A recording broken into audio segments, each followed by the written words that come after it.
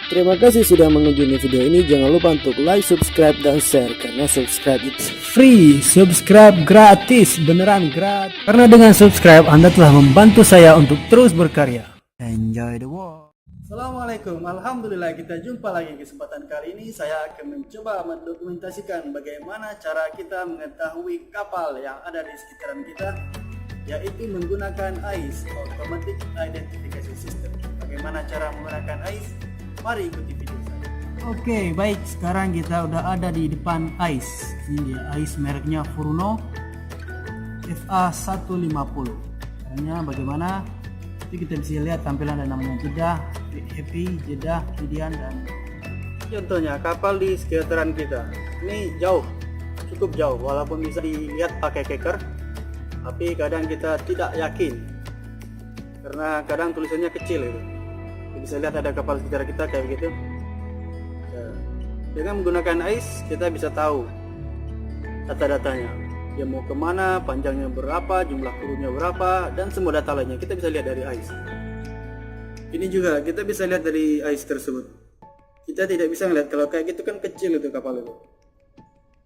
Kita tidak tahu dia kapal kecil, speednya berapa, CPA nya berapa, kita bisa lihat di AIS, di CPA nya dan lain-lain.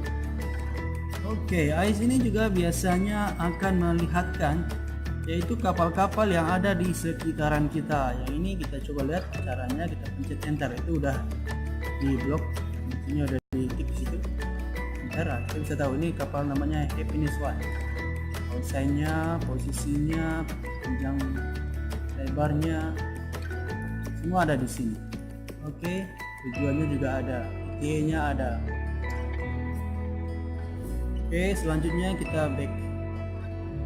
Menu bisa. Oke, kalau kita ingin memasukkan data kita, kita pencet ini, navigational status. Status kita di sini. Ini kita lagi underway. Kemudian ini kita pencet enter. Contohnya itu kita bisa kita pilih nomor 1.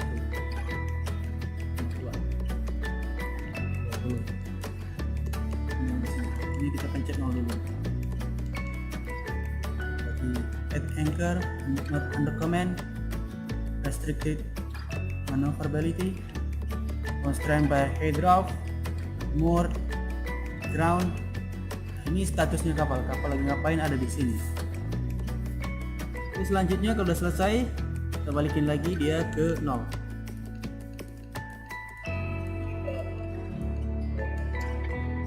Jangan lupa enter dulu. Kemudian tujuan kita kemana, kita ke Jeddah. Sama kayak tadi, di enter dan scroll. Isi kita kapan, CP kita apa, berapa jumlah, dan draft ada di sini. Kayak di sini kita update terus setiap kita jalan. Jadi setelah kapal akan cast off dari pelabuhan, kita wajib mengupdate ini supaya kapal-kapal di sekitaran kita ketika kita jalan, mereka tahu data tentang kita. Mereka tidak susah-susah memanggil kita. Kurang lebih begitu. Oke, setelah selesai mengisi data kita pencet menu lagi. Kita display. Kita akan kembali ke posisi semula. Oke, mudah-mudahan ada manfaatnya. Sampai jumpa lagi di video berikutnya.